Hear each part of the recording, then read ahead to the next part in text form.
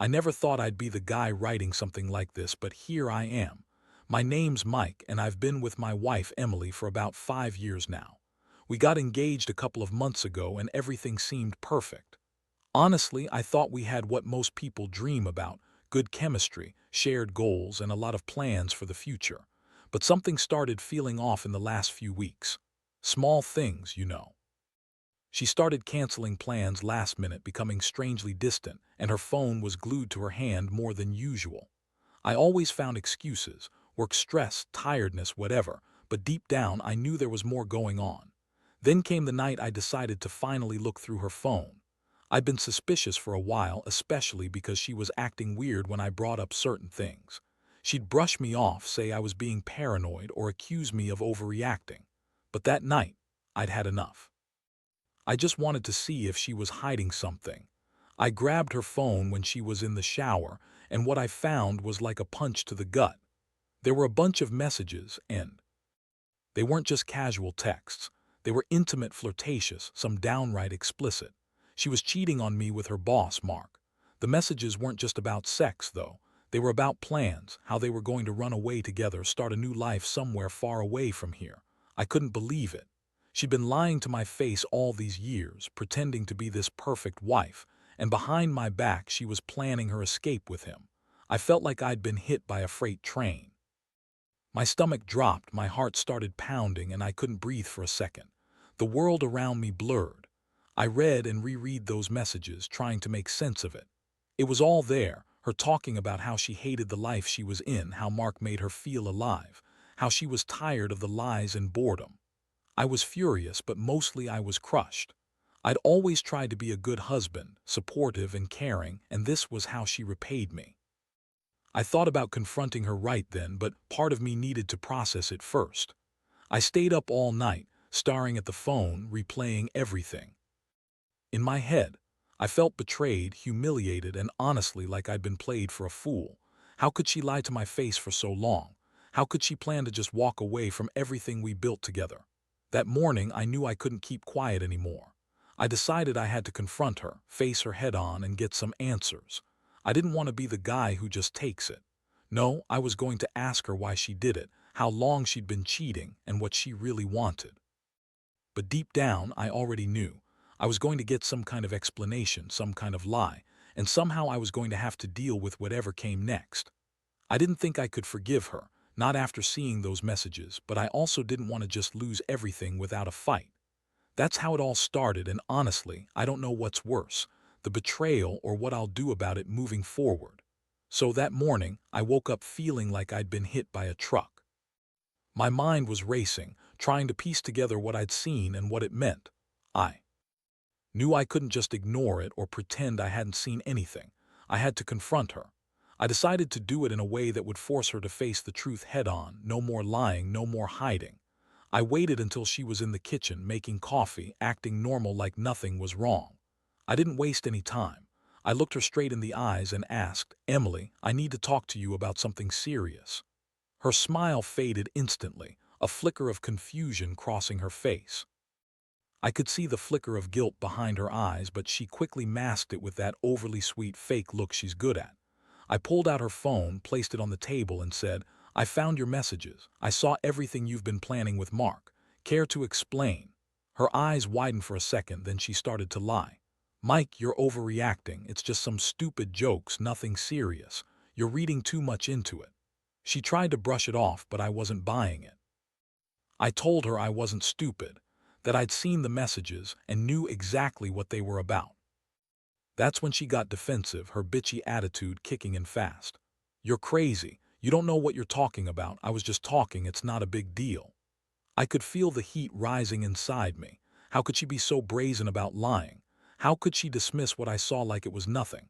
I pressed her harder, asking how long she'd been cheating, what her plans with Mark were, and why she'd been pretending everything was fine. Her face twisted into a sneer and she snapped back, "Whatever, Mike. You've got no proof, just some messages you found on my phone. You're making a mountain out of a molehill." That's when I lost it. I told her I had enough. I told her I'd been a good husband to her, that I didn't deserve this betrayal, and that she was a bitch for doing this behind my back. The look on her face was so full of contempt, like she didn't care about me at all. She shrugged and said, "Honestly, I don't even know why I married you in the first place.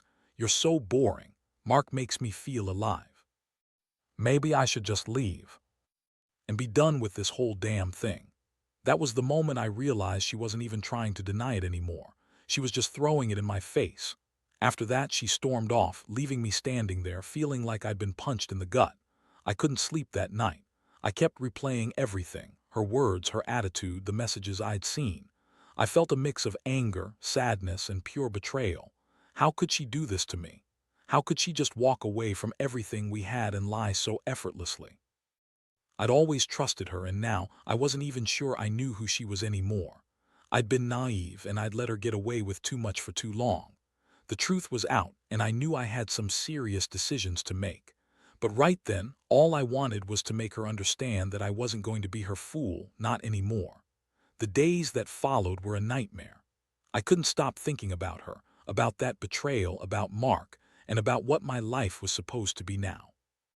I kept replaying the moment I confronted her, wondering if I had missed something, if there was any way I could save this mess. But deep down, I knew it was over.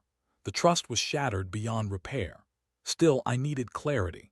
I needed to hear her side, her excuses, her lies, whatever she had to say to justify what she did.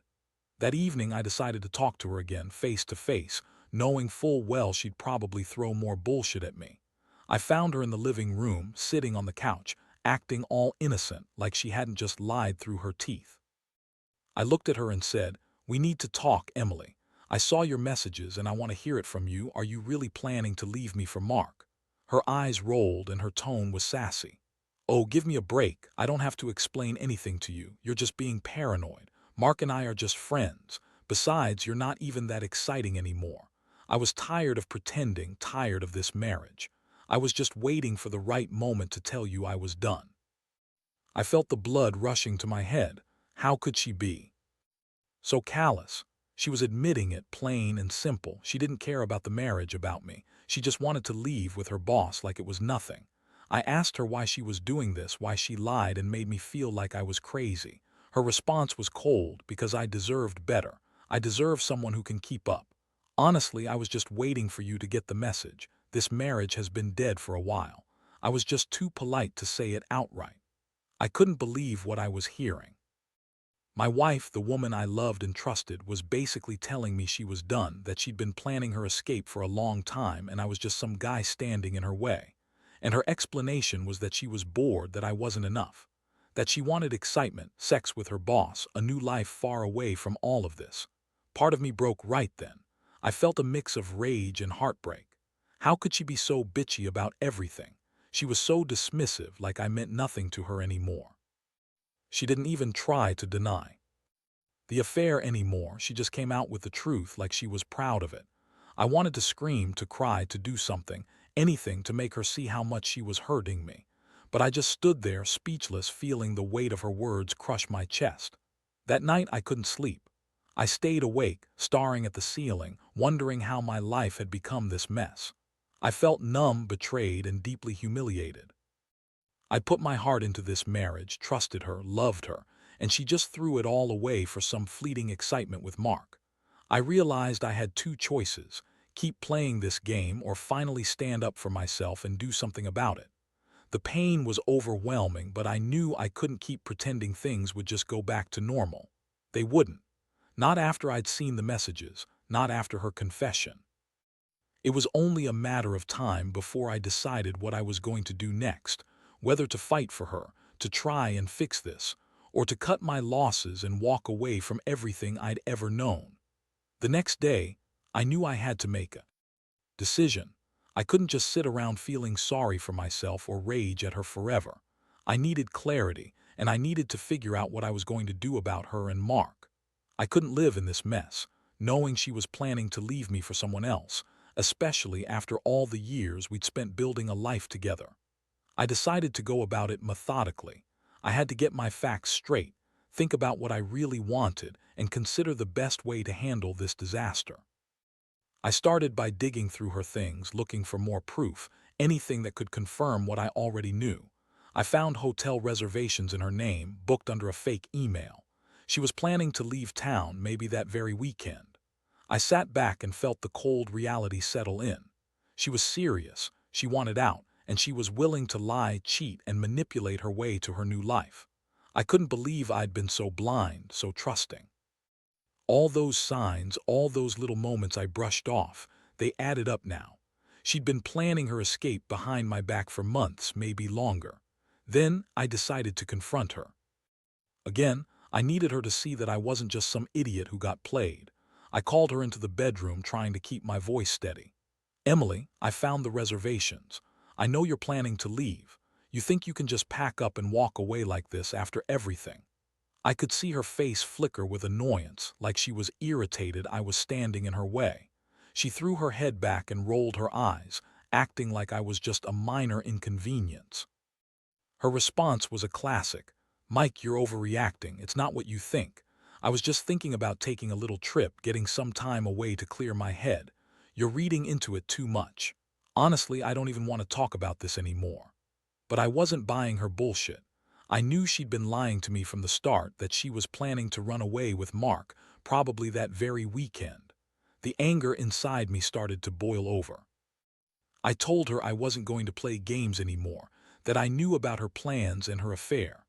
I told her I was sick of her lying about everything and that she was a bitch for cheating on me and trying to leave me like I was nothing. Her reaction: she snapped back with even more attitude, telling me I was insecure, that I was jealous for no reason, and that she deserved to be happy.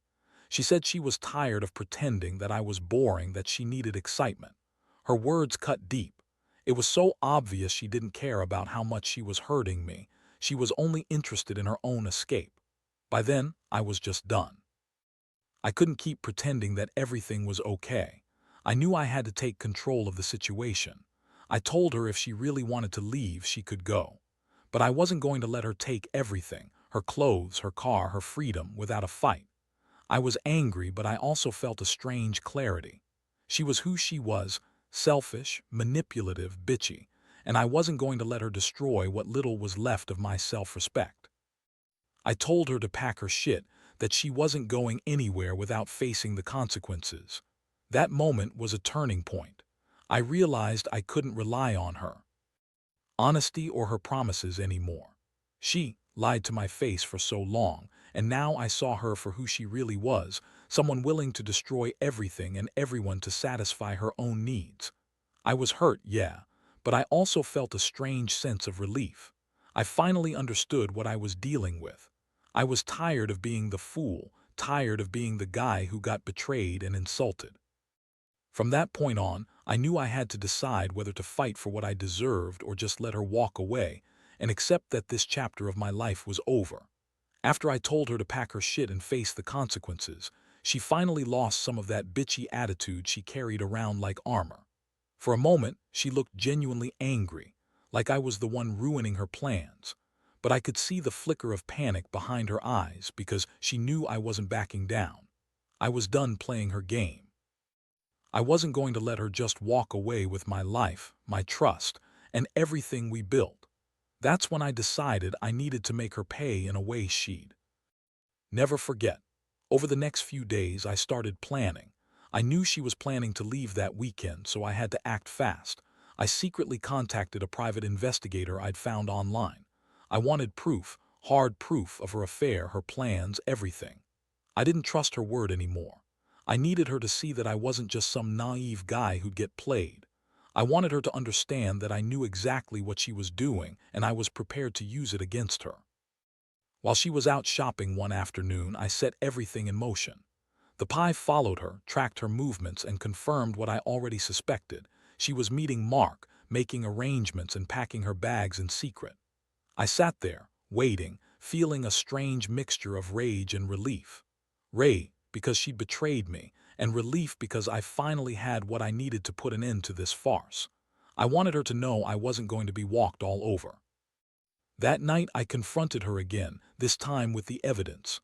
I sat her down and showed her photos of her with Mark, her packing her bags, her plans to leave. Her face went pale, but her attitude didn't soften. Instead, she started with her usual lies. "You're crazy. This isn't what it looks like. You're stalking me." But I cut her off. I told her I had her dead to rights, that I knew everything, and if she wanted to leave, she'd better do it on my terms, not her bullshit. Her reaction, she screamed, called me paranoid and obsessed, made it sound like I was the crazy one, but I could see the fear in her eyes. She knew I had her now, that I had her cornered. That's when I dropped the biggest bomb.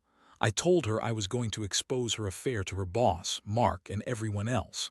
I wasn't going to let her ruin my life, but I'd make sure she'd regret all of this.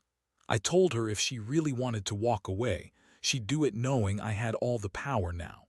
The next day, she tried to spin more lies, but I wasn't having it. I told her I was done with her bullshit, that she'd pushed me too far, and she could either face the consequences or stay and deal with the fallout. It was the most I'd ever spoken to her without losing control. I felt a strange sense of calm mixed with fury. For the first time, I felt like I was in control of my own life again. She was the one who had to decide, stay and face what was coming, or leave and know I'd fight back with everything I had. That whole period was like a storm. I knew I couldn't just let her go without some kind of lesson. I was hurt, yes, but I also felt like I had finally reasserted myself. She had been so bitchy, so dismissive, so full of lies, but I was done being the victim. I was ready to make a move, whatever it took. And I knew deep down that this was no longer just about her cheating or planning to run away. I was taking back my dignity, my pride, and my life from someone who tried to ruin it. The day she finally left, I felt a strange mix of relief and emptiness. She packed up her things quietly, trying to act like she was the one in control, but I knew better. She was scared of losing everything she'd built with Mark, scared of facing the consequences of her lies. I watched her walk out that door, her bitchy attitude replaced with a silent, defeated look. I didn't say much. I just stood there, watching her disappear down the driveway, feeling the weight of everything that had happened settle deep inside me. That night, I finally sat alone in the quiet of the house, stunned at how everything turned out.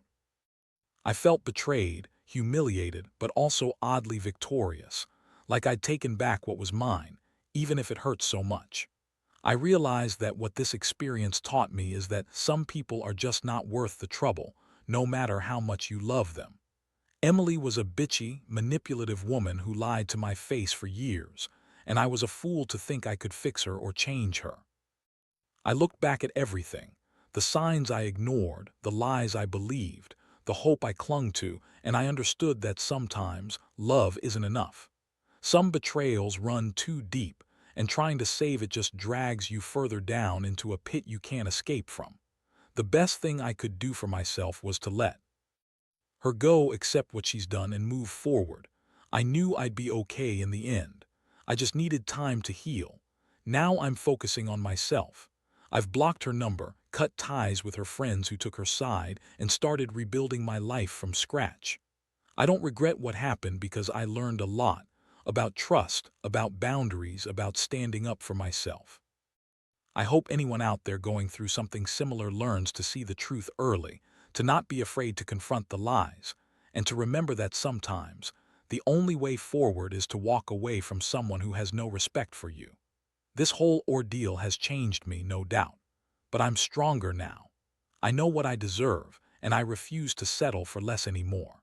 If there's one thing I want people to take away from this, it's that you can only be so forgiving before you lose yourself. And once you see the truth, don't hesitate. Stand your ground, face the betrayal, and do what you need to do to protect your sanity and your heart. Because in the end, no one's going to do that for you.